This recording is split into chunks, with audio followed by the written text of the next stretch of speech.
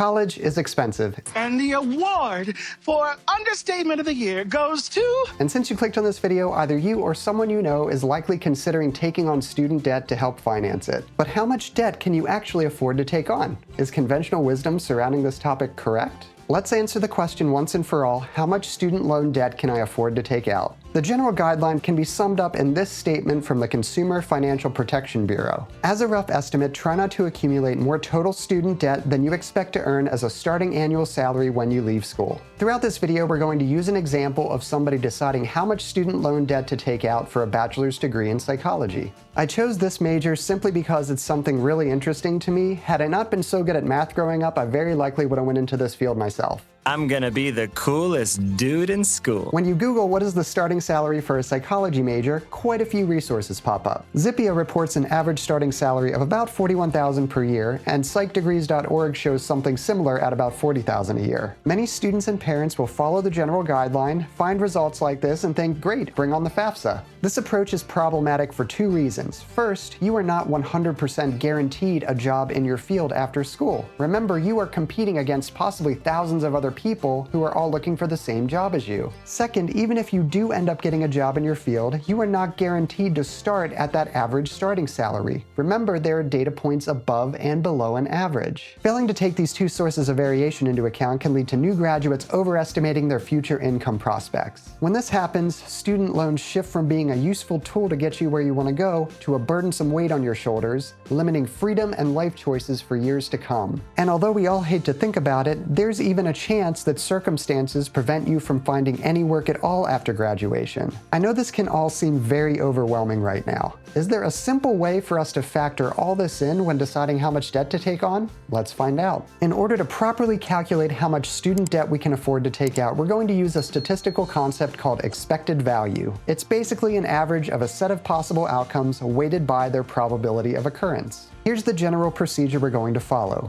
First, we're going to think about what degree we want to pursue and what a realistic starting salary will look like after we graduate. Next, we're going to figure out our own personal probability distribution of possible outcomes that could happen after graduation and use the expected value of that distribution as our expected starting salary. Using this updated number, we're going to calculate how much our student loan repayments are going to be each month, and we're going to make sure that those payments are manageable within our future budget. All right, that seems easy enough. Step 1, figure out a reasonable starting salary. We're going to continue on with our bachelor's degree in psychology example and use $40,000 as our number. Make sure you do your own research and come up with whatever value makes sense for you given your field of study. Step 2, get your personal probability distribution. A probability distribution is a set of outcomes along with their associated probability of occurrence. They come in various forms depending on the situation, but in our case, we're going to stick to a simple table. Here's a key idea to keep in mind. There's a 100% chance that something happens in the future, right? That means that all probabilities in your table must add up to 100%.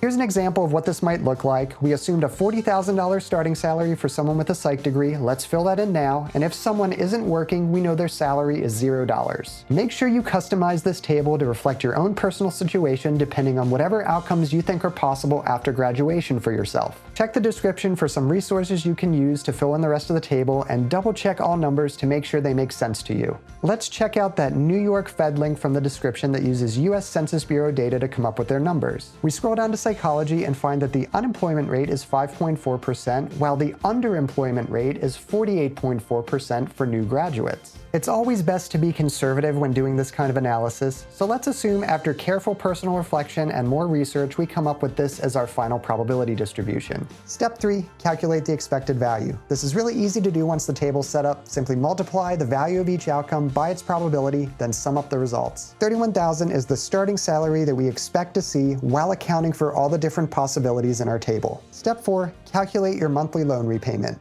What would be a reasonable amount of our expected starting salary to allocate each month to student loan repayments? Here's another guideline I found. Experts often recommend that students not borrow more than 8 to 10% of their projected monthly gross income. In our example, what's 8 to 10% of our expected $31,000 starting salary after graduation? It's about $2,500 to $3,100 a year, or $208 to $258 a month. We want our student loan repayment amount to be somewhere between those two values. The final step is to take all this to a student loan calculator to figure out how much we can afford to borrow. I like this one from Smart Asset. Right now in 2024, federal student student loans have a 5.5% interest rate, so we're going to go with that. Be sure to double check the interest rate on whatever loans you're planning on taking out. I would also recommend using a 10-year repayment plan here. This is simply preferred to using one of the income contingent options. When we plug the numbers in, we see that we'll have to pay $336 a month if we borrow the full expected value. This is higher than our desired 8 to 10% of gross monthly income, and it seems like our two pieces of conventional wisdom are a little bit at odds with one another. We need to reduce our total loan amount to get our monthly payments somewhere in that 8 to 10% range. A little bit more work with the calculator, we find that we should be taking out somewhere between $20,000 and $24,000 for our degree.